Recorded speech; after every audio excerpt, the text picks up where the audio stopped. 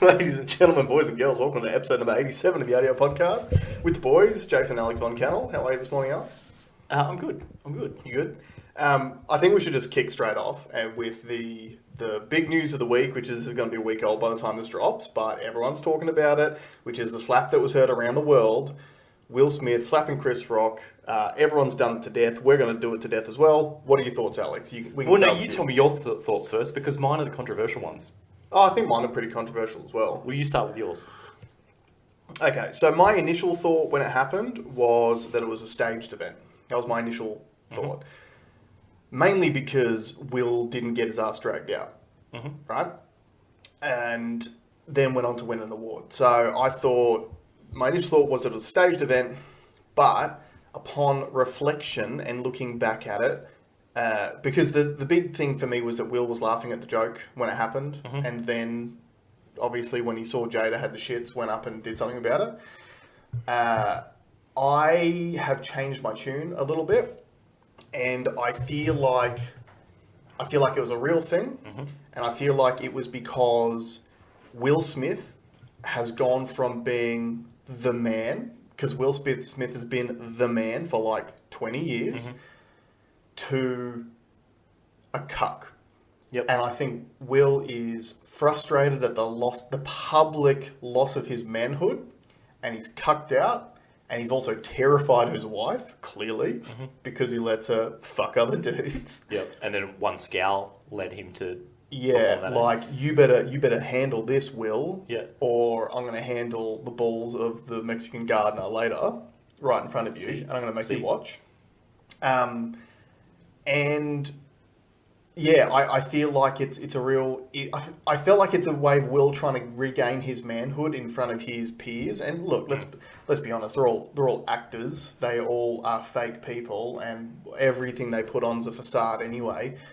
So why you would really care about what all those people think when that's your whole game, I don't know.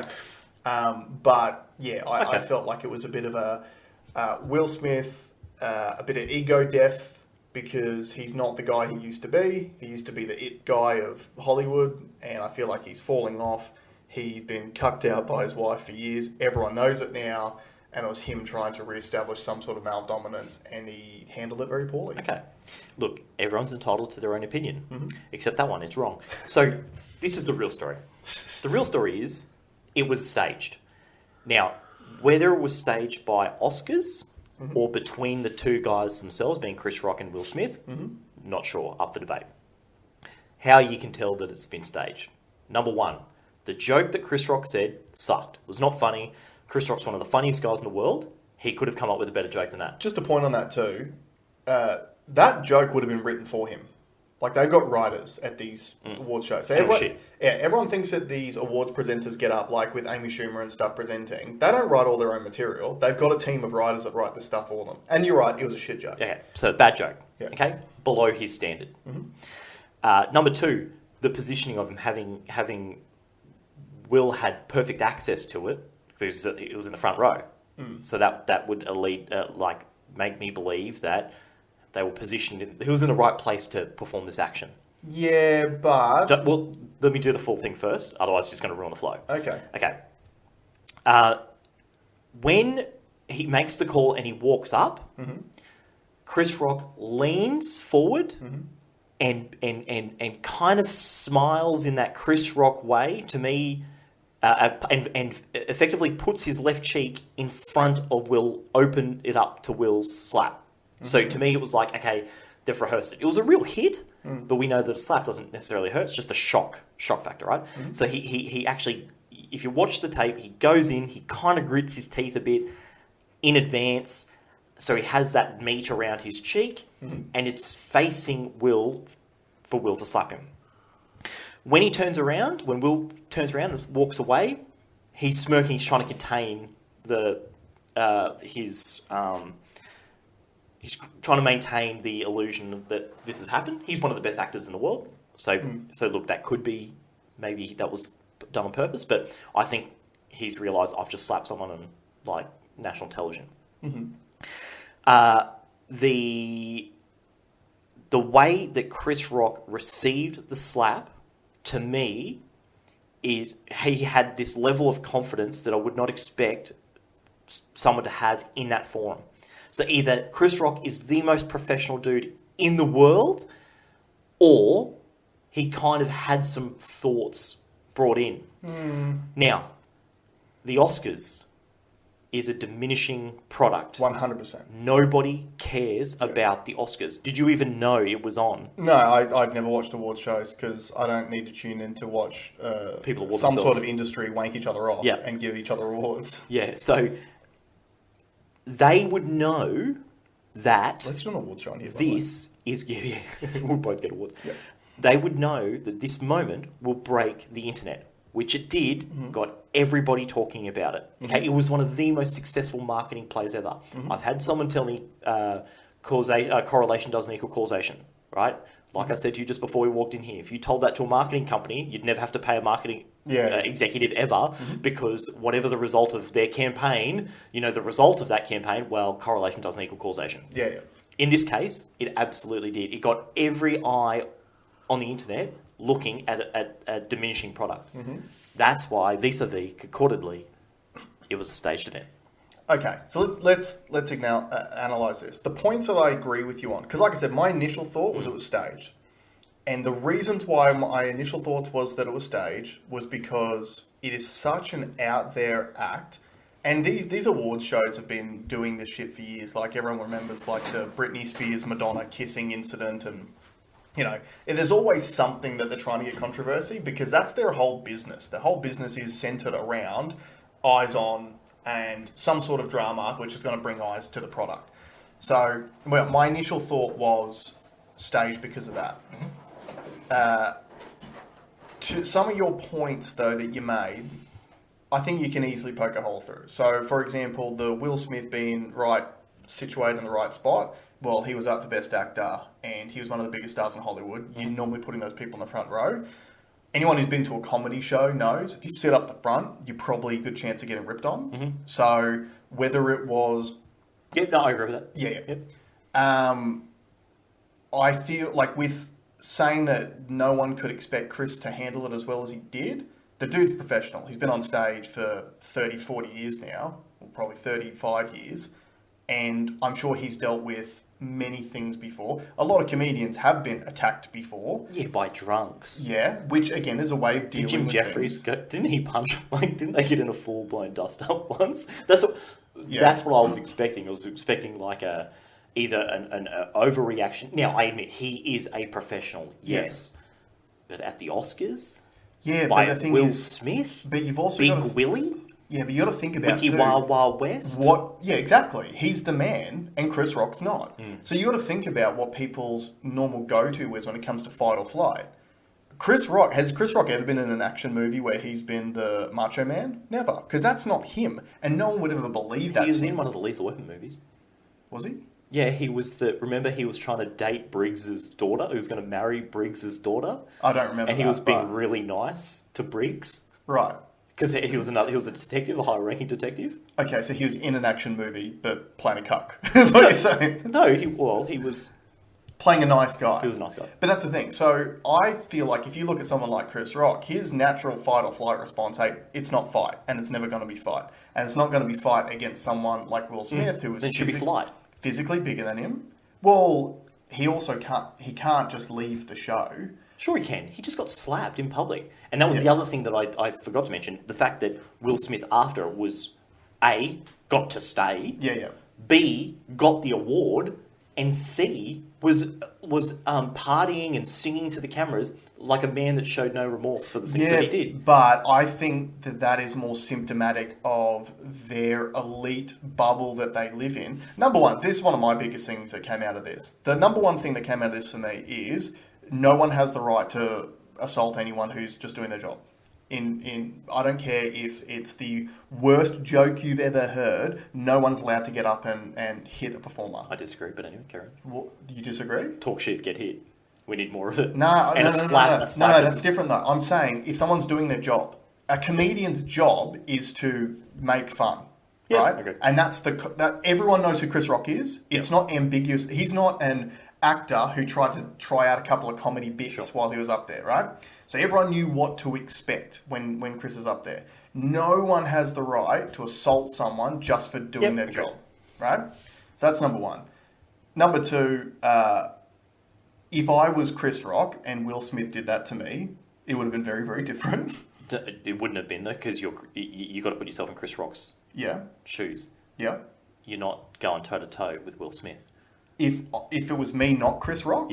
Yeah, different story. Yeah, exactly. And the thing is, that's like the memes will show that if The Rock said. Well, that's it, and that was my next point. Is if you put someone else in Chris Rock's shoes, the response from Will's going to be different. Yes. So when you were talking about how he smirked on his way past, He'll be a his way back, He'll be a little less Wild Wild West and a little more pursuit happiness. Yeah, I guess so. In his reaction to it, Yeah. he would have just cried. Yeah, but that's the thing, right? So if you were to put someone else, a different person in Chris Rock's position, Will Smith's response to it would have been different. And that's one of the things I really hated out of it, is it's bully mentality. That's bully behavior. That is, I'm the bigger man and I'm going to get up, and I feel like that smirk on his way back came from the fact that he slapped a grown man in front of a room full of people and he didn't do anything about it. I actually don't want to talk about this anymore because I think the problem, we are actually falling for the trick. For the trick. I will say though, the memes have been absolute fire. Absolutely. Yeah, I've really enjoyed the memes. Yeah, the memes that are sprung out. But I don't want to buy into the because, like you said, it is a bubble. Yeah. I don't actually care what happened. No, and well, I do, but only for the fact that this so it is a distraction. There's a lot of stuff going on in the world at the moment we should be talking about, but everyone's talking about this. But also, this is symptomatic of the problems in the world, in that Will Smith is in such an elite privileged position that he can assault a man on international television and have zero repercussions. And what I hate about it is when it's like, oh, was it the Oscars or the Academy Award? Oscars? They're like, oh, the Oscars is going to do an investigation. No, when someone commits a crime, you can't just do your own internal investigation. That's why we always talk about like ICAC and stuff in Australia. You can if you're the Australian government. Well, yeah, and we think that's a problem. Yeah. But for anyone to come out and say that the Oscars should be allowed to just investigate this in-house, well, no, I think it's a police matter. Chris Rock has said he doesn't want to press charges. Cool, it's done with. But do you know why it wouldn't be a police matter? Because it was a staged event. Chris Rock sold more tickets the day after that happened for his world tour than he has in the lead up to his and world you might tour. be right. So guys, let us know what you think in the comments. Was it staged? Was it not staged? We want to hear from you Tell guys. us what the funniest meme that you I saw never was. want to fucking hear about it ever again. Yeah, agreed. All right. Can we do my DEXA? Yeah. So I got my DEXA scan done on Monday. Mm-hmm. And those are my results. Mm-hmm. I put on a smaller amount of mass than what I'm used to putting on, but I took off a lot of weight.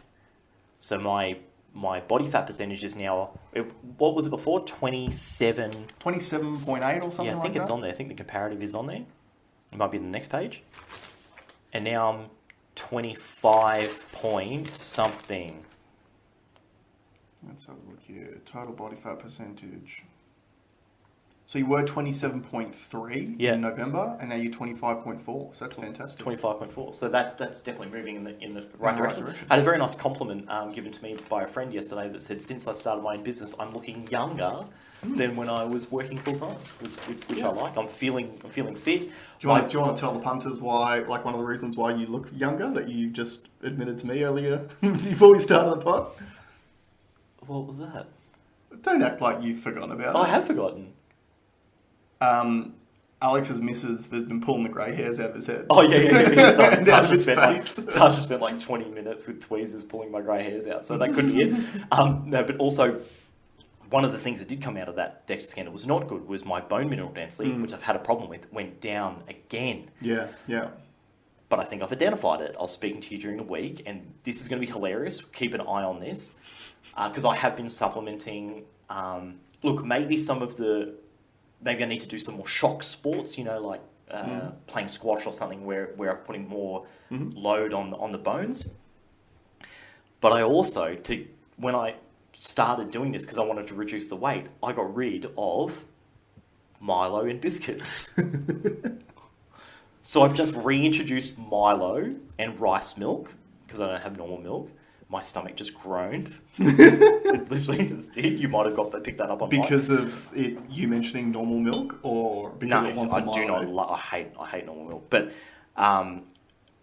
so I'm going to start having a Milo without the biscuits because I don't think there's much calcium biscuits as much as I want there to be lots of calcium. I'm sure in you biscuits. could find some sort of calcium Calcium fortified rich. biscuit. But yeah, I'm going to kick open the Milk the Milo, arrowroots. and I'm also going to add rice milk to my protein shakes because I usually have them with water. My stomach's gone mental now; it just wants cookies.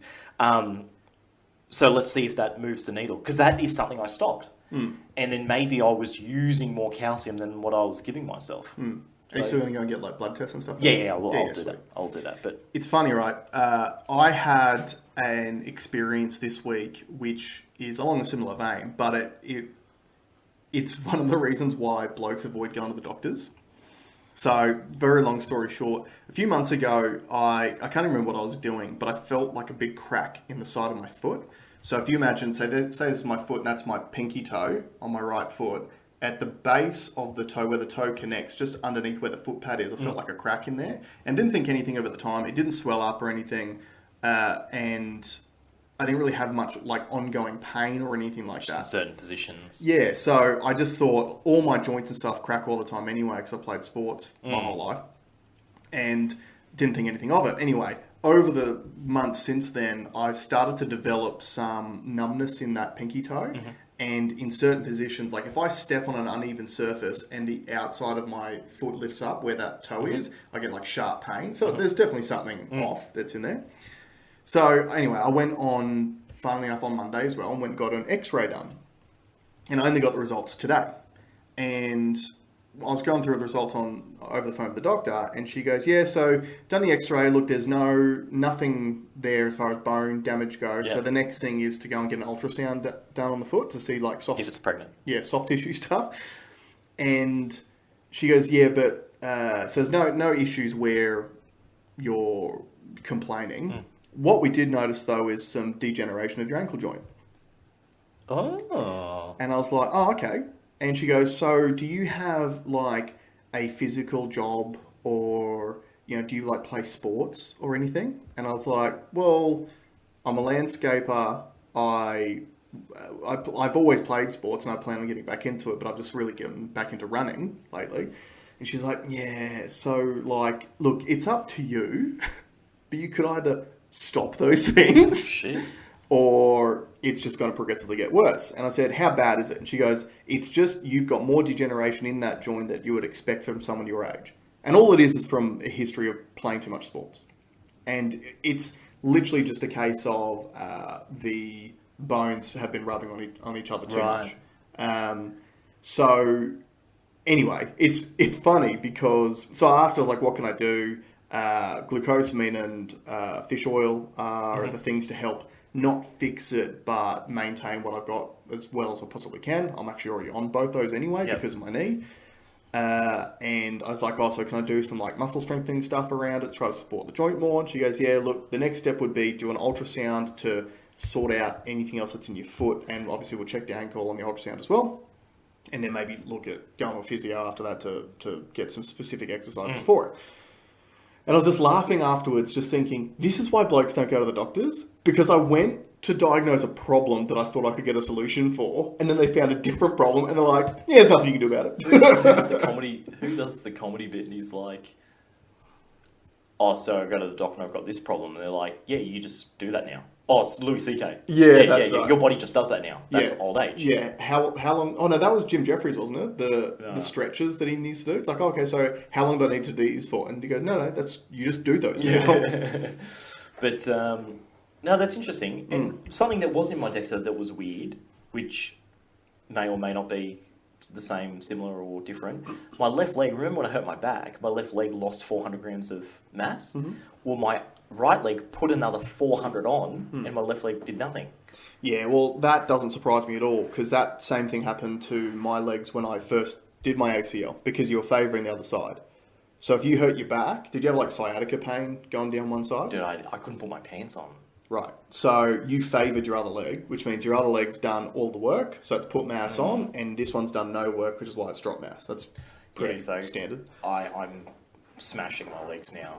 Yeah. I'll just bash them up. But I did play squash last week, and I really enjoyed it. So I'm gonna play more. There's some guys up here that play once a week, so I'll get onto that. Yep. And but yeah.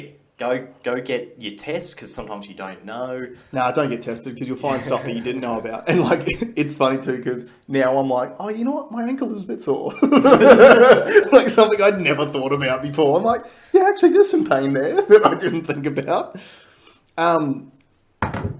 Okay, let's move on from that. One thing I wanted to bring up briefly is because everyone's forgotten about COVID, because we're now like 2 matters past COVID, because it went COVID, the war, and Will Smith slapping Chris Rock. Yeah, I heard that Will Smith got the Nobel Peace Prize for ending coronavirus and the war. Yeah. Yeah. And as a reward, they gave a statue of his wife. Just another point on this before we move on completely. I hear Jada Pinkett Smith's got a new movie coming out. Multiple Men in Black. Ouch. If anyone doesn't know about Jada's escapades with, which is like, the more you talk about it, it's like predatory behaviour. Like her son's friend, Augustus or whatever it was, that she got into the entanglement with, who was like a young kid who had substance abuse issues, so was in a very vulnerable spot. And she's like, I helped him, and then we got into a sexual relationship. Yeah. I believe that there's another script coming through, Wild Wild Life. Nice. Have you got more of these? Do you just want to keep rattling? Yeah, well, there's a spin-off series that's going to come out, I Am Legend, where the entire zombie race runs a train on and Will's not allowed to. Yeah, right. Do you reckon? Yeah, is that the real reason behind that movie? Why he's on his own? Yeah, it's because he's just been kicked out. Yeah. Take the dog and fuck off. Yeah. That's the real Independence Day. Well, yeah. He put the independent in. She made him put the independence in Independence Day. Yeah.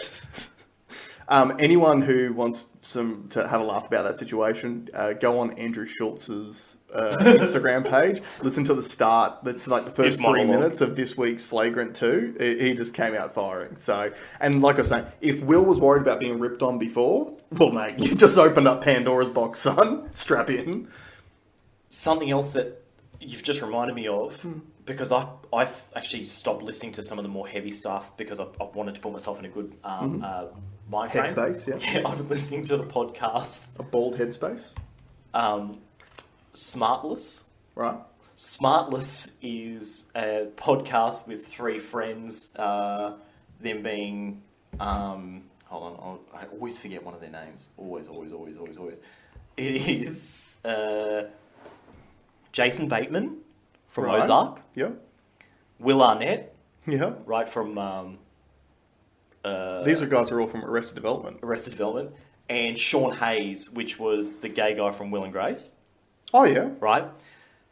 And it is... They get... Because they're all celebrities, they get good guests on. Mm-hmm. But it's the dumbest and funniest interviews that you can have with people. Like, they had Jerry Seinfeld on, and they're like, Jason Bateman's kind of serious about the stuff, and then Will Arnett will be like, was it like the motivation to keep going, or was it just the money? Was it the money? Like, just the way, it's so good. It's so, if you want to turn your brain off, Smartless. Check out Smartless. I'm not going to. Because you like to remain intense. No, it's not because I like to remain intense. I like podcasting, and you're fucking polluting it by getting these cucked out celebrities to come over and steal the podcasting world. Oh, no. They're legitimising No. it. Bring it on. It's like crypto. The more, like, when banks start using crypto, I'll be like, yeah, cool. We got there first. Bring it on. You legitimise it. Yeah. And anything with Will Arnett is good. Will Arnett's classic. Jason Bateman's classic too. Yeah. He doesn't those get two enough together. Credit. Those two together are beasts. Yeah. It's funny. Jason Bateman's such a good actor that, particularly girls, and like, I'm going to out my wife because my wife hated Jason Bateman for ages. Yeah. But she hated Jason Bateman because she thought he was really boring. Because she watched Arrested Development, that was his character. He was so good at it, and he sells it so well. Yeah. She just really didn't like him. That was like Eric Bana in he played a role where he was a predatory husband. Right. And it was like touching on the thing, because I love Eric Bana from Full Frontal days. Like, Yeah. everything he's done, I've loved. And I was like, he was so good, I hated him. Yeah. I hated him. He made you hate him. That's Yeah. how good he was. Yeah. It's like that kid who played Joffrey in Game of Thrones, who like quit acting afterwards because he was sick of getting death threats. This is how stupid we are as a people. Yeah. Anyway, back to some serious Spineless. shit. I can't help but wonder if, you know what, maybe you are right. Let's go a little bit more conspiratorial in regards to the Will Smith scene. Let's say it was planned, and it was planted by the deep state, because it's actually obscuring a lot of big picture shit that's happening around the world at the moment. Right. And if you zoom in on Australia, some interesting things have happened in regard to COVID mandates in the past couple of weeks. Yep. Interesting thing number one that, again, don't know if anyone really knows about it. I think some people will, but I don't think they really publicise as much as they should do. Greg Hunt and the federal government came out and announced that they will not be extending the Federal Emergencies Act from mid-April. I think it's 17th of April. Mm-hmm.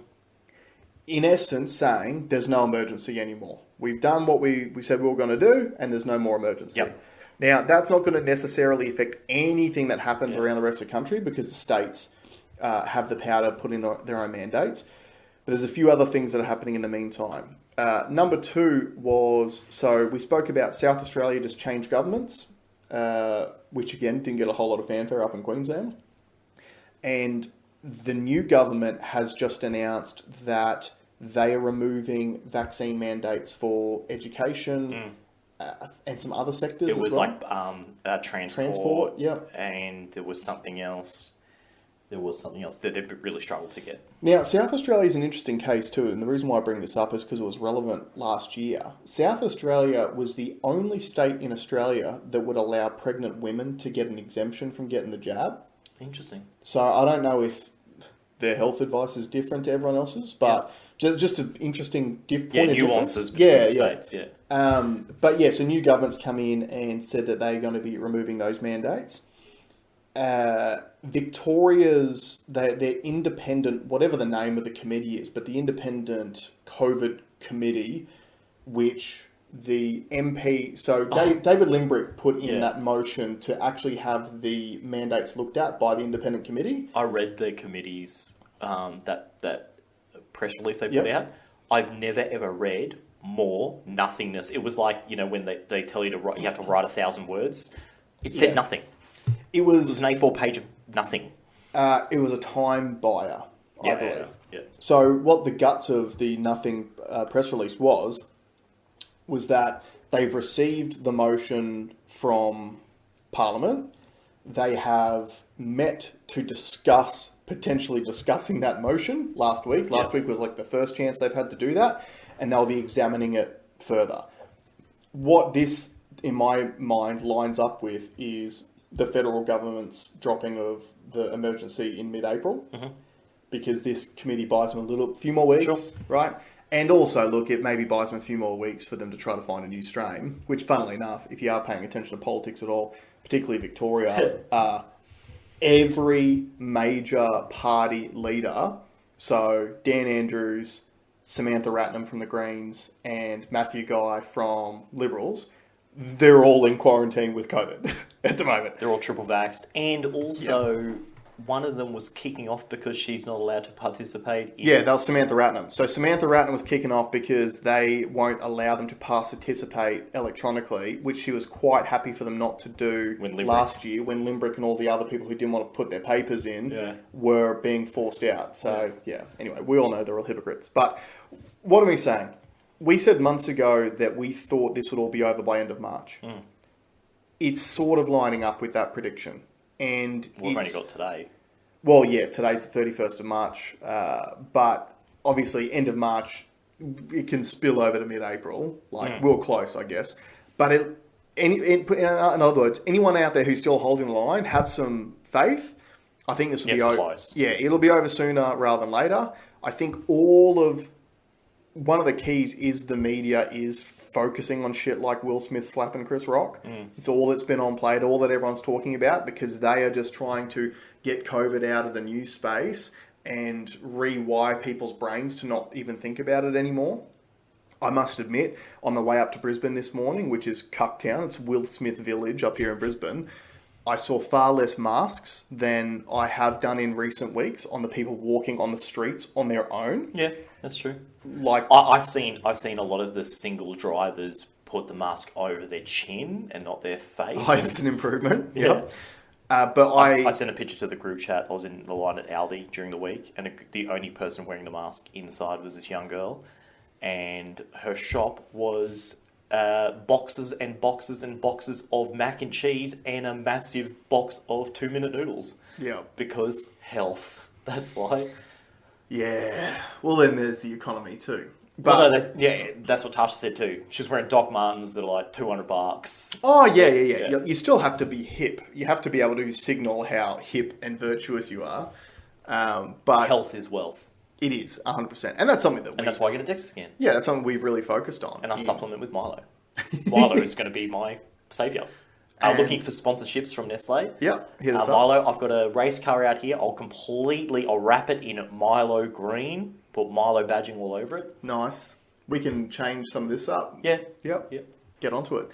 But yeah, so long story short, it appears that around the country some movement's starting to be made in regards to removing mandates. Milo's low GI, like GI J. Sorry, Karen. Milo's also brown and doesn't have hair in it. The concerning thing for Queenslanders is Queensland extended the state of emergency until the 24th of June. And no one's talking about the No. two-tiered economy here. Yeah, and this is something that, like, can we just not forget this stuff? And the reason why we want to keep bringing it up, because, like we're saying, the media's trying to move cycle's everyone's moved past attention it, past this. We can't forget what these people have done. So if you are actually living your life every single day, there is no emergency anymore. There is zero justification for emergency powers, and yet the problem with Queensland is that I think there's no lower house to actually block anything. Right. So whatever Labor wants to do, they can just do. And that is an example of when Democracy absolute doesn't work. power corrupts absolutely. Yeah. So just because you've got the power to do something doesn't mean you should do it. Yeah. And yet that's what they continue to do, and they'll justify it any way they can. And you still hear this bullshit. Like, you know, Yvette Darth, or there'll be a press conference about how COVID cases are spiking, and they're like, oh yeah, it's because kids between the ages of 5 and 11 aren't vaccinated enough. Bullshit. It's got nothing to do with that. You're just gaslighting your people. Yeah. So don't forget that. Yeah. Vote these motherfuckers out as soon as you get the chance. But don't just jump over to the other side, because they're exactly the same. So that is a nice segue to the budget. Yeah. So the budget came out during the week. You know, I'm the finance guy, and I didn't really buy into it because it's not going to matter, because they're not going to get voted in anyway. Although the Labor's bringing out their rebuttal to it today, so we'll see what. I'm not holding my breath. A couple of things that were in there that probably the most most unsurprising thing is low and middle income earners are going to get $420. Yeah. Thanks. Just understand that is just a buying of votes. Yep. And if you think, you know, if you think $420 is going to make up for the fact that you've probably paid that in the last 3 weeks in fuel, Yeah. right? Like, put it into perspective. Yep. It might sound like a free kick. It ain't. No. It costs you way more than $420. Another interesting point about that too. So it's $420 on top of the low and middle income tax offset, which is $1,080. So it brings you up to $1,500 total. But from what I've read, that at least the $1,080 will need to be paid back in 3 years' time. Yeah. So from what I've seen in the budget, a lot of it is about giving out money now to buy votes, or promising money now, or promising tax cuts now. But then it's all written in that in 3-4 years' time, you're going to have to recoup that money from something. One of the key stats that I took out of, I saw a breakdown of it, like where our tax revenue comes from and what it's spent on. So our total tax revenue that Australia takes every year is $547 billion. And our total total expenditure is $628 billion. That does not compute. Yeah. Right? That's $70 million in the hole, or $70 billion in the hole. And that's based on your best case scenarios too. So when they do a budget, they do forecasts based on inflation staying at a certain level and the economy rebounding and this, that, and the other. And if those things don't happen, they then use those as a further excuse down the track to go, oh, that's why the budget's blown out.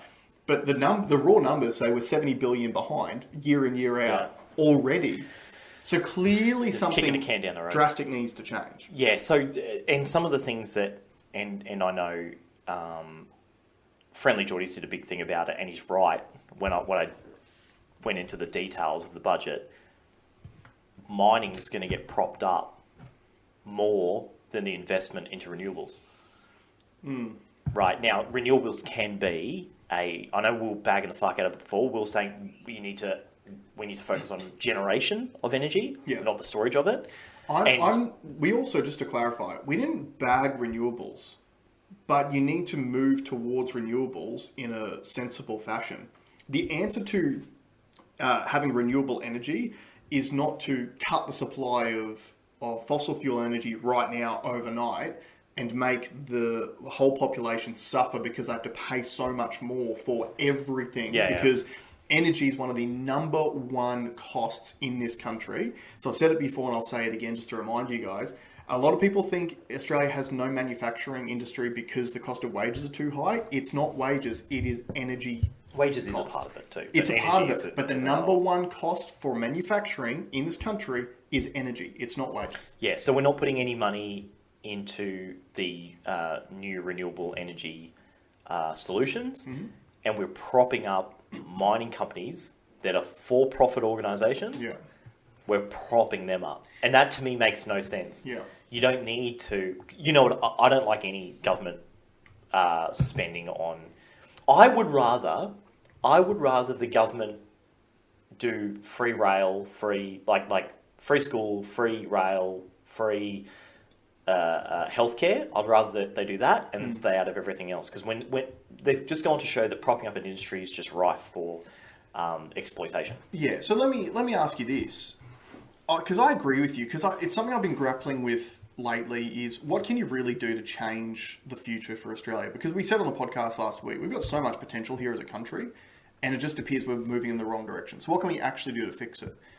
And one of the things I've thought about is why are certain things run by the government and certain things allowed to be private sector? And the old adage has always been because the private sector comes up with better solutions, they're more efficient, and largely that's been true forever.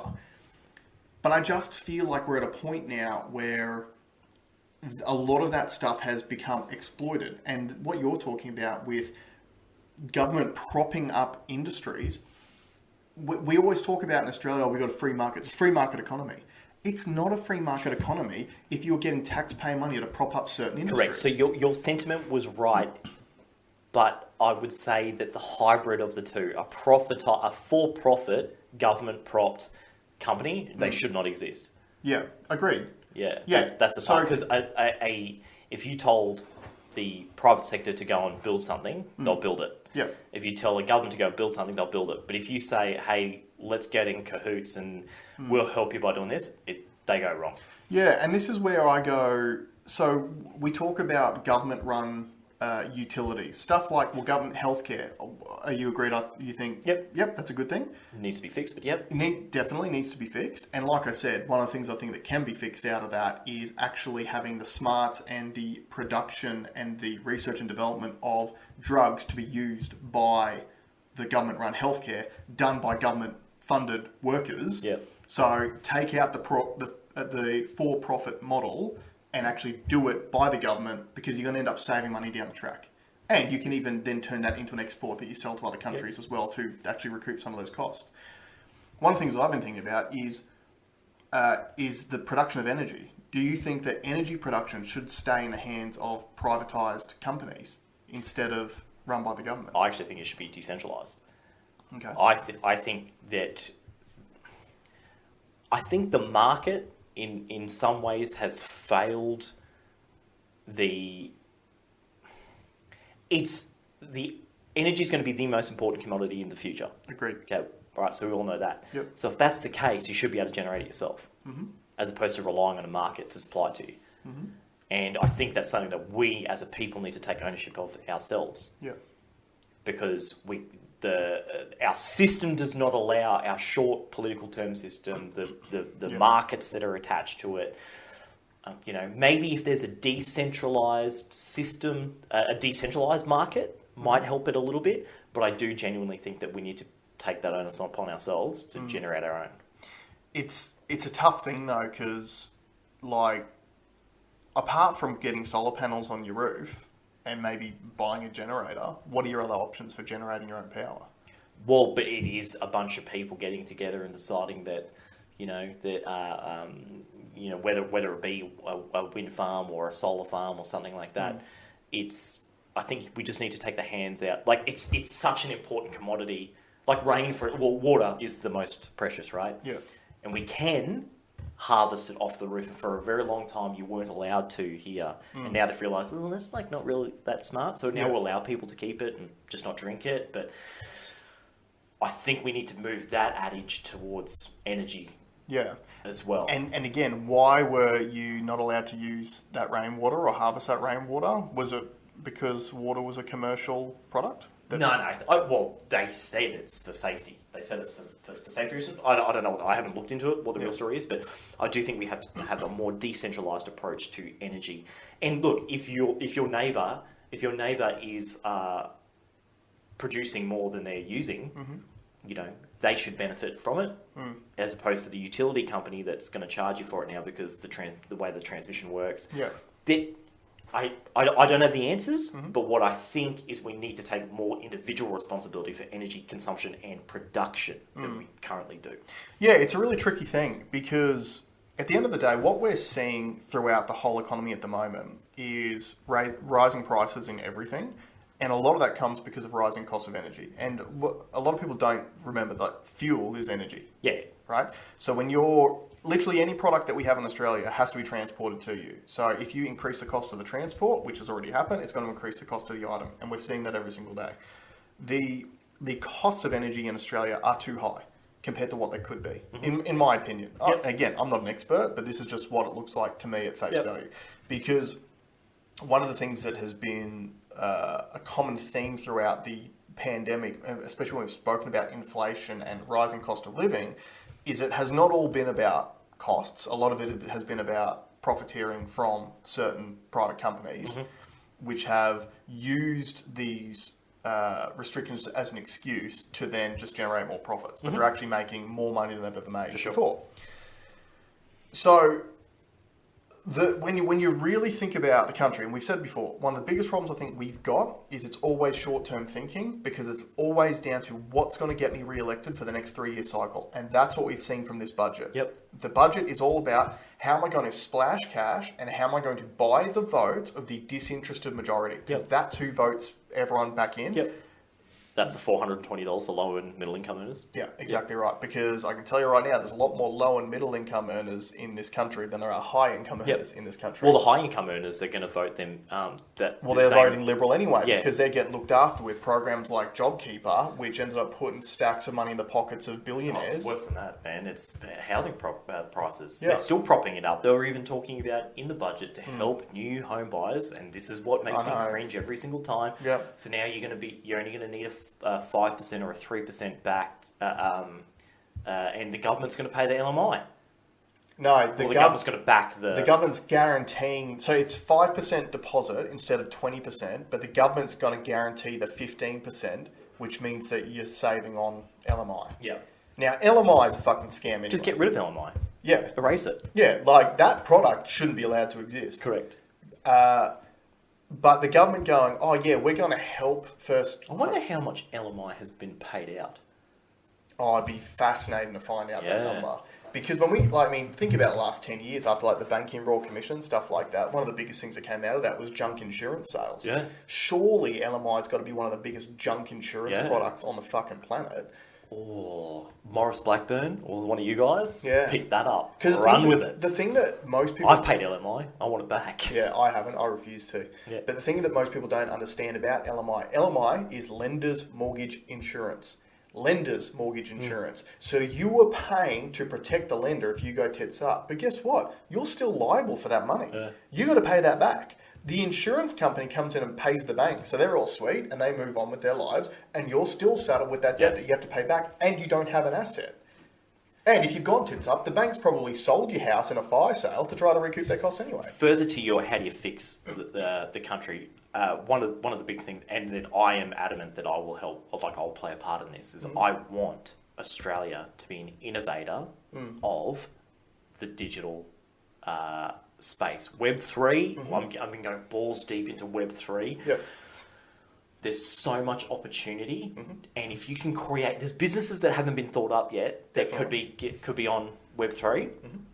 The blockchain, the amount of opportunities in blockchain is huge, and if they invest it, and they're starting to, ANZ announced that they're talking about an Australian stablecoin, digital coin, which is super cool. You've got the government now talking about taxing DAOs, or decentralized autonomous organizations, which I'm all for. Like, I know a lot of crypto guys are like, get your dirty mitts off it. No, you want the mitts on it. Yeah. When they start taxing it, they'll get a taste of it and go, okay, we like this. Yeah. It's mainstream adoption is what you're looking for. Yeah, and we've got the smarts here. We just need to foster the smarts. Yeah. Like, you think about Afterpay went over and did a deal to become one of the most valuable companies in Australia. That's just one little, and to be honest, not a game-changing business. No, not at all. But it was game-changing in terms of the amount of liquidity it added to the Australian market. We could have another 1 million of these. Yeah. And we could fix some of the problems that we have. I do want to give a shout out to Power Ledger, which is an Australian crypto thing that started years and years and years ago, and they're still around. They wanted to create a digital smart contract market for power generation. Right. So they were someone that is trying to help fix the problem, basically trying to, instead of the retailer like Origin Energy or someone like that deciding how much money you get, well, how about they put that energy up onto the open market and let the market decide what it's worth and connect them digitally. I think that is a beautiful thing. But there are ideas like that have not even been thought up yet that we can massively benefit from. And we've got the smarts, let's use it. That's right. But the problem is, like, listen to politicians speak in this country. No one's talking about any of that stuff. No. They're literally going, like, we talk about, like, rising cost of living is one of the biggest problems. And this whole budget apparently is centered around addressing cost of living issues. It's all short-term shit again. It's literally, I'm going to address it for the next 6 months. Like this... the fuel fuel excise tax that's been cut. It's been cut for 6 months. Yeah. So it's literally just going, we're going to give you short-term relief, and then it's going to go straight back up again. And we're not addressing any of the other reasons why you're potentially struggling financially. We're just giving you short-term relief so you can vote us back in. Yeah. But nothing big picture is actually happening. Correct. You look at like what happened with Dan Andrews in Victoria when he was pressed on housing prices, and his retort to it was, "Look, I've spoken to my kids, and kids these days they don't really care about home ownership anymore." Yeah. No. It's not that they don't care about it. It's they think it's unachievable. Yeah. And I think it's one of the first times in Australian history, because we were the lucky country, it's one of the first times in Australian history where I think legitimately for a lot of these kids coming out now, it does look like it's an unachievable dream. I was even thinking about it in terms of like, so Amanda and I owning our house, when I started working in car sales, the average car salesman 10 years ago was probably earning somewhere between 80 and 100 grand. Right? What do you think the average car salesman's earning now? Oh, it's probably the same. 80 to 90, 70 to 90. Do you think it's that high? Yeah. Okay. But regardless, it's gone backwards. Yes. Now, what has housing prices done in the last 10 years? Yeah, increased. They've increased, right? So the gap's larger. That's right. And it's like, so you can understand how people might come out these days, like young kids, and go, okay, it's unachievable. But we've got governments who are supposed to be actually setting the country up to thrive. And one of the things that was always spoken about as a benefit of UBI, Universal Basic Income, is how much more innovation you can foster when people don't have to worry about their day-to-day expenditure. So instead of stressing about, oh fuck, how am I going to pay the rent and keep a roof over my head, they can then relax and then go and foster innovation. well, we should be working on how to do that for our Australian people anyway, in a way other than UBI. There has to be a way where we can turn our economy around to the point where everyone is earning a livable wage. I've solved it. You have to have a government there that's not obsessed with the rise in property price. And the reason all our super is in there, like everything is based on mining and property prices, and those are the figures that they use. Because run by boomers for boomers. When you start innovating, when you start creating massive demand globally, bring money from overseas into here because we are a good place to invest in, you know, and you aren't falsely stimulating the market, you're creating more opportunities in the workforce, you're bringing more money in. Now, house prices will go up, but hopefully the wages will increase to match it. Whereas at the moment, we've got no wage increase, and nor do I think you should just have one for the sake of having one. I think you should have one because people, like, you're worth more now. Yeah. Right? So if there was all this, if there was this big upswell in high-paying, high-yield jobs, then we all benefit. Yeah. And again, so I look at what is something that we could do right now to alleviate some of the cost pressures on business even, and therefore making every person who's working for those businesses more, like they bring more profit because there's less cost involved. You're saying build a nuclear power plant. That's one of my big ones. Probably it takes 15 years. Oh, fuck. But, when's the best time to plant a tree, bro? 15 years ago? Second best time is today. Yep. We export 46% of the uranium on the planet from this country. And this is one of those things where I go, maybe government should own the utilities, because then our taxpayer dollars go to the government, they use it to generate this power that they then sell as low cost to the country. Yeah. If your power costs cut down to a fraction, you'd bring back your manufacturing market. You would bring Do you know the last person to do that? Who? Gaddafi. Free housing, free uni, free power. Yeah. Bye-bye, Gaddafi. Yeah, I don't think free housing's the answer. I think free education should be one of the tippy top. We always talk about how education is one of our greatest exports. Yeah, cool. So take some of that money and use it to fund Australian students. Like, if you're not investing in the education of your people, you are actively making your people dumber than they could be. Yeah. Which means all these smarts we have now, we aren't going to have in 30 years' time. Yeah, true. Because we don't encourage that. And like I think mining's really hurt education in Australia. I think the fact that blue-collared workers, relatively uneducated, were able to make so much money that there's now a stigma attached. Well, you don't need to learn. Yeah. You don't need to learn. You can just go and do this. Well, that's okay in a minerals boom. Yeah. You know, but when that goes away, you need something. Yeah, and also the government got so used to just sucking that teat that they haven't. No one's been forced to, like, the governments haven't been forced to innovate because it's like, we'll just sell more resources. Correct. Like, that's paying the bills. We're good. We're sweet. Yeah. And now we're at a point where that ain't paying the bills. We're now, and it's always happened too, but we're now playing silly buggers with some of our international trading partners like China, who buy all of our shit and sell it back to us for more. Like, we're not doing this well. We're not doing this intelligently. Yeah. And when I look at the country that I want my kids to grow up in, these are the things that I want. I want socialised healthcare that is, free to all the citizens, because I think that's a really, really important thing. I want free education for our citizens, because that's a really important thing, because a more educated population is a better population overall. And as all the stats show around the world, the more you educate people, the more, the less you have things like... The better outcomes. Yeah, that's right. Yeah, better outcomes. So, free Can health... we please stop calling it free? Can we please say government funded? So, okay, government funded these things.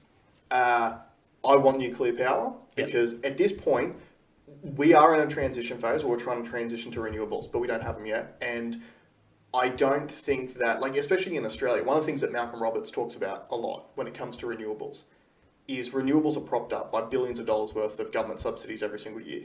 So a lot of people they think that, renewables are quite affordable. Well, no, it's because there's so much government subsidisation. But so is mining for the same thing. So that is one part of the story, but we're also propping up for-profit mining companies as well. Yeah, which makes no sense to me. Correct. Which is why I go, these things should be state-run.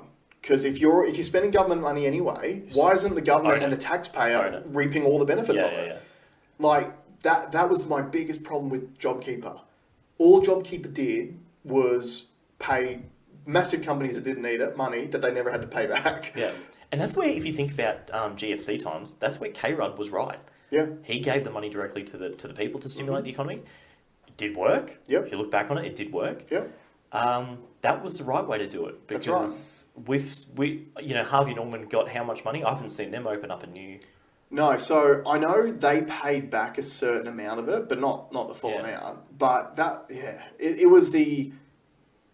It's one of those things where I have become more cynical about in recent years, where I say it doesn't appear... It appears to be worse than incompetence. You know what I mean? So it appears to be like, hey, this is a way that we're going to be able to scam some taxpayer money into the pockets of our mates.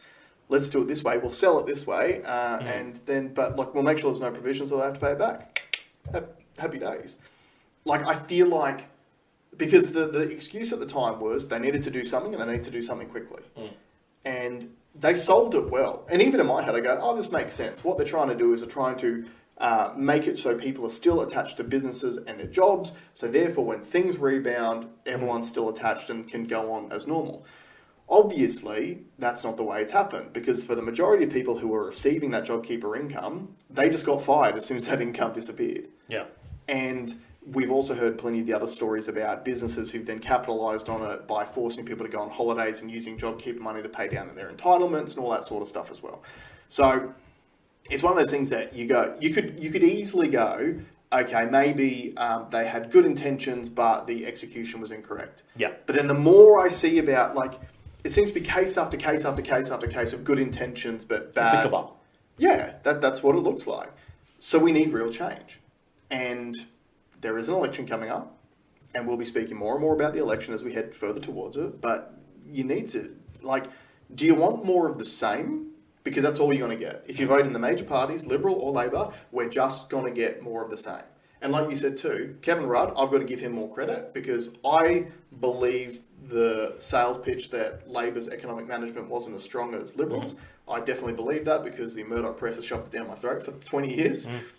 But when you look at those two stimulus programs side by side, the Labor one was far better, and it accomplished the goals far better than what the Liberal one did. The only negative thing I'll say about the Labor stimulus was that at the time it was cheap to buy stuff from America, so a lot of people went and did online shopping when they got the money. So they actually sent a lot of money out of the country. But they were still going to the base level people who could then spend it in the economy if they wanted to choose to do that. So we need to do stuff differently. Absolutely. And on that note, let us know what you think the answers are. Like, what are the policies that you would like to see moving forward? Have you actually gone through and checked what the major parties' policies are rolling into the election? Are you just going to vote in the person who promises you the most money? Because at the end of the day, remember, it's your money. Yeah. Exactly. They could either pay it back to you in a cash sum, or they could tax you less, or they could decrease the actual cost of living. Because I'm telling you right now, $420 ain't going that far. No. It's gone in a month's additional fuel. Yeah, absolutely. All right, guys, let's leave it there. Thanks very much for joining us, and we'll see you next RDO.